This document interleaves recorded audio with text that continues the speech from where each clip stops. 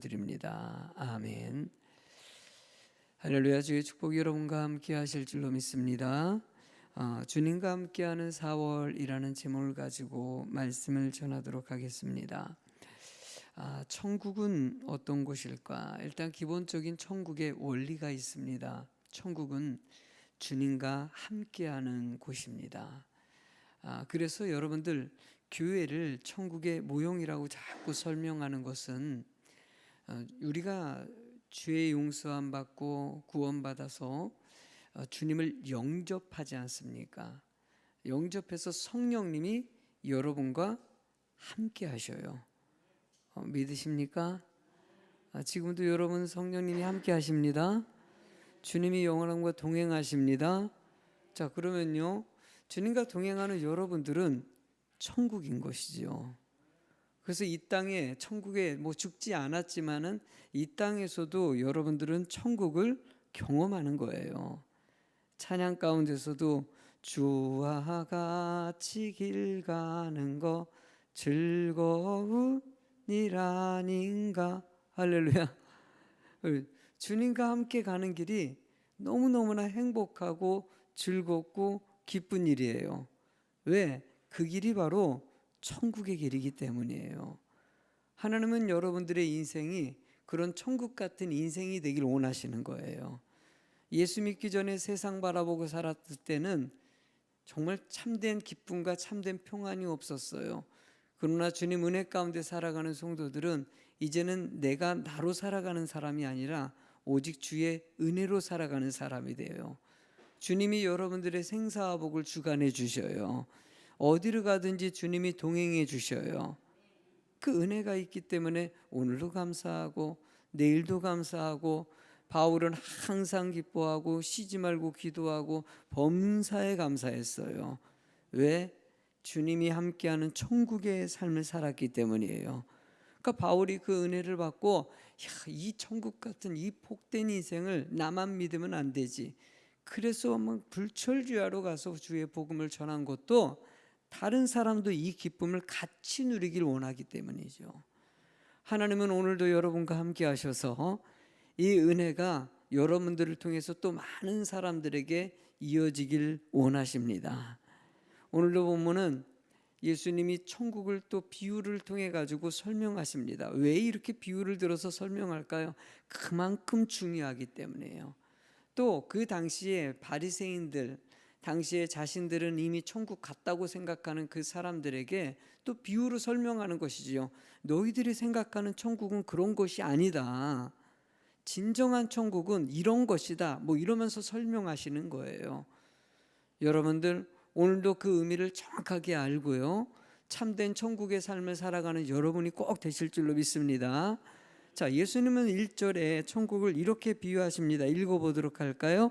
천국은 마치 품꾼을 얻어 포도원에 들여보내려고 이른 아침에 나간 집주인과 같으니.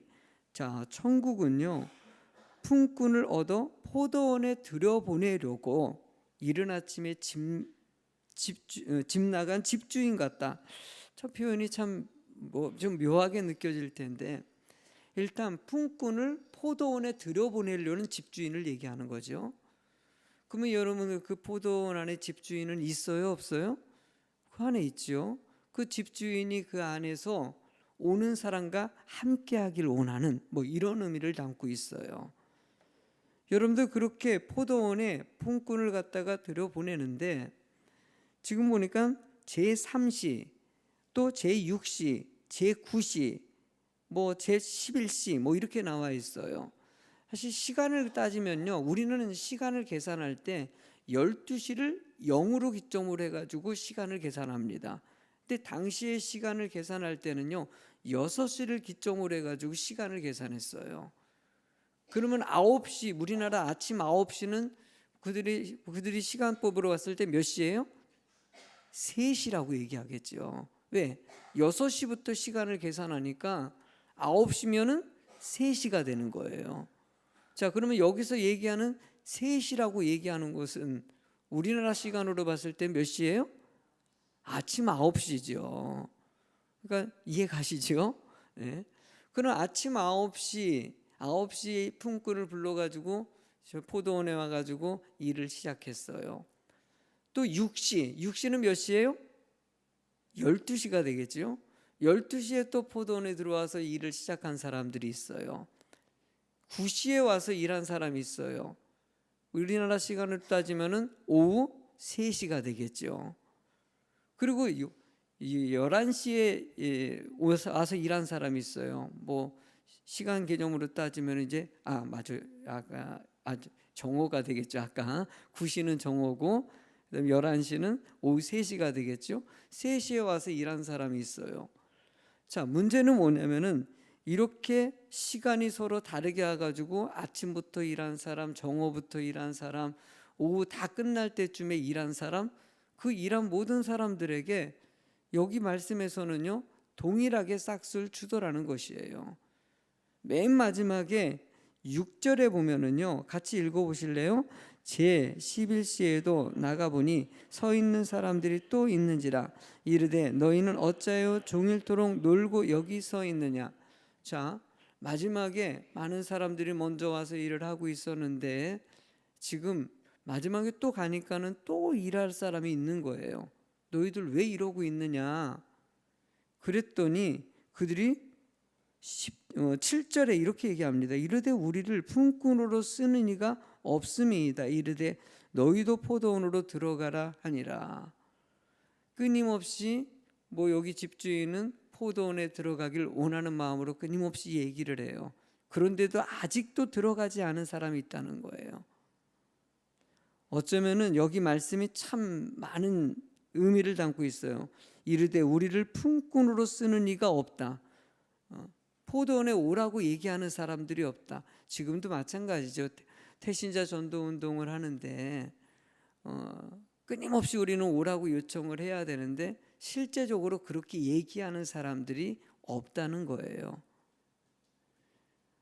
우리 천국은 중요합니다. 여러분들은 천국 같은 인생을 살고 인생을 마무리했을 때 진정한 천국에 또 들어갑니다. 근데 그 좋은 곳을 여러분만 생활하고 다른 사람들에게 요청하지 않는 성도가 되는 거, 하나님이 이 말씀을 통해서도 어쩌면 빗대어 얘기하는 것이죠. 이 땅에 아직도 전도할 대상들이 많이 있고 여러분들도 그런 전도하는 자가 되길 원하신다는 것이에요. 자, 이 이야기 가운데 가장 중심적인 이야기는 아침부터 일한 사람, 3시에 마지막에 일한 사람하고 싹스를 똑같이 줬다는 거. 아침부터 일한 사람이 보니까 오후 3시에 온 사람이 1데나리온을 받는 거예요. 우리는 아침부터 일했으니까 저 사람은 1데나리온 주는 거 보니까는 계산해 보니까 우리는 10데나리온 주는 거 아닐까? 막 자신 나름대로 계산을 한 거예요. 그런데 주인이 딱 돈을 주는데 똑같이 1데나리온을 주는 거예요. 와, 이건 뭐야? 저 사람은 지금 늦게 일했는데 우리는 아침부터 일했는데 왜 똑같이 1데나리온을 주냐 따집니다. 그랬더니 주인이 13절에 보면은 이렇게 얘기합니다. 주인이 그 중에 한 사람에게 대답하여 이르되 친구여 내가 내게 잘못한 것이 없다. 내가 나와 1데나리온의 약속을 하지 아니하였냐. 맞아요? 틀려요? 맞죠. 원래 너는 약속한 게 너 1데나리온 주겠다고 약속하지 않았냐. 그랬으니 당연히 그거 주는 게 맞는 것이지. 내가 늦게 온 사람에게 1데나리온을 준 것과 너에게 1데나리온을 준 것과 그게 뭐가 틀리냐. 여기서 늘 느껴지는 게 이 주인의 계산법입니다. 어쩌면 이건 이 세상에 살아가는 사람들의 원리로 봤을 땐 불공평해요. 말이 안 돼요. 누가 봐도 억울하고 이건 속상한 일이에요. 여러분들 우리가 믿는 이 기독교라고 하죠. 우리 교회 같은 경우는요 타 종교, 세상에 있는 종교랑은 약간 차별화가 돼 있어요. 세상의 모든 종교들은요 대가를 얻어내는 구조로 돼 있다라고 볼 수가 있어요. 쉽게 얘기하면 불교 같은 경우도 자신이 득도와 고행과 선행을 통해 가지고 해탈에 이르러요. 그래서 열반에 이른다, 신에 이른다. 그러니까 자신이 노력해 가지고 득도한다고 얘기해요. 힌두교 같은 경우도 이 세상에서 순응하고 살아가고 선하게 살아가면은 다음 세상에 좋은 것으로 태어난다는 것에 윤회 사상이 들어가 있어요. 샤머니즘도 마찬가지입니다. 자기만의 신을 놓고 간절하게 빌면은 그러면은 복을 주는 거예요. 열심히 그래서 공을 드립니다. 그러나 교회는 어떻습니까? 교회는 그런 게 없어요. 교회는요, 오직 은혜의 종교라고 얘기합니다. 은혜의 종교라서 나게 하신 것도 주님의 은혜이고요, 구원하시는 것도 주님의 은혜이고요, 내가 노력해서 얻어지는 것이 아니에요. 주님의 선물이라고 얘기합니다. 바울 사도는 이렇게 고백합니다. 고린도전서 15장 10절 말씀에 그러나 내가 나된 것은 하나님의 은혜로 된 것이니 내게 주신 그의 은혜가 헛되지 아니하며 내가 모든 사도보다 더 많이 수고하였으나 내가 한 것이 아니요 오직 나와 함께 하신 하나님의 은혜로다. 모든 것이, 내가 수고한 것도 안 한 것도 모든 것이 다 주님의 뜻 안에 있는 것이라는 거예요. 여러분들의 인생도요, 그냥 모든 것이 주님의 뜻 안에 있습니다. 많이 일했건 조금 일했건 늦게 믿었건 일찍 믿었건 주님의 은혜입니다. 이것에 대해서 따지고 뭐 할 것이 아무것도 없다는 것이에요. 이런 비슷한 비유가 또 나옵니다. 억울한 일, 탕자의 비유에서도 등장하지요. 탕자에서도 큰아들이 아버지께 불평합니다. 나는 지금까지 아버지 명을 어긴 적도 없고 한 번도 염소 새끼 한 마리도 나를 위해서 이렇게 잡아주지도 않았고 아버지의 재산을 친구와 같이 탕자하지도 않았는데 어떻게 둘째 아들이 오니까는 살찐 송아지를 잡고 막 그냥 반지를 끼워주고 신발을 신기고, 이거 너무 불공평하지 않냐고. 불공평하죠. 말이 안 되죠.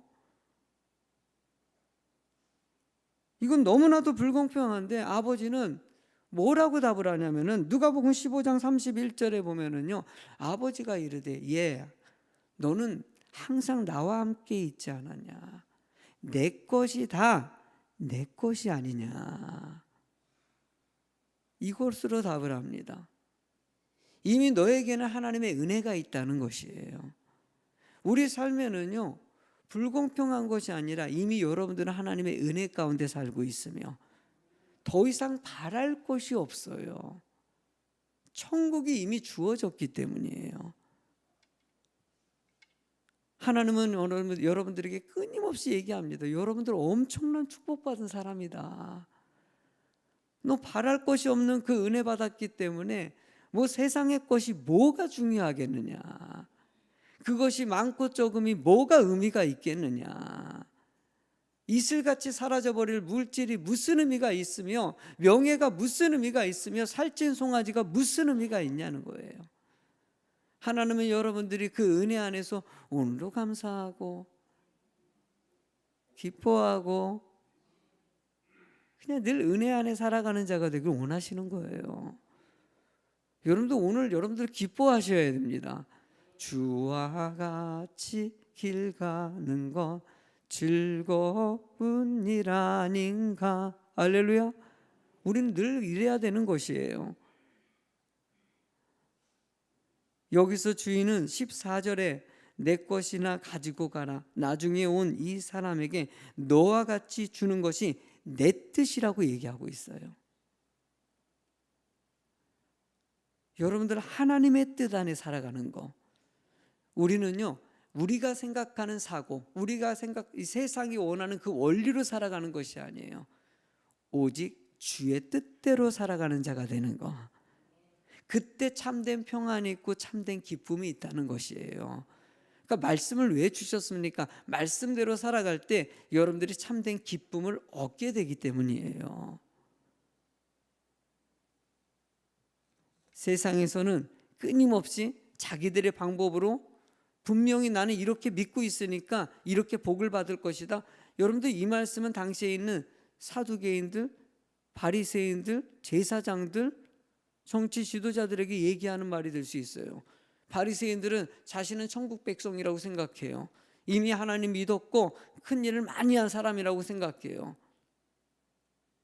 그들은 자신은 분명히 천국의 백성이라고 확신하고 있는 그들에게 예수님은 너희들 그렇지 않아. 나중에 믿은 자, 보잘것없고 별 볼 일 없는 사도들 비천합니다.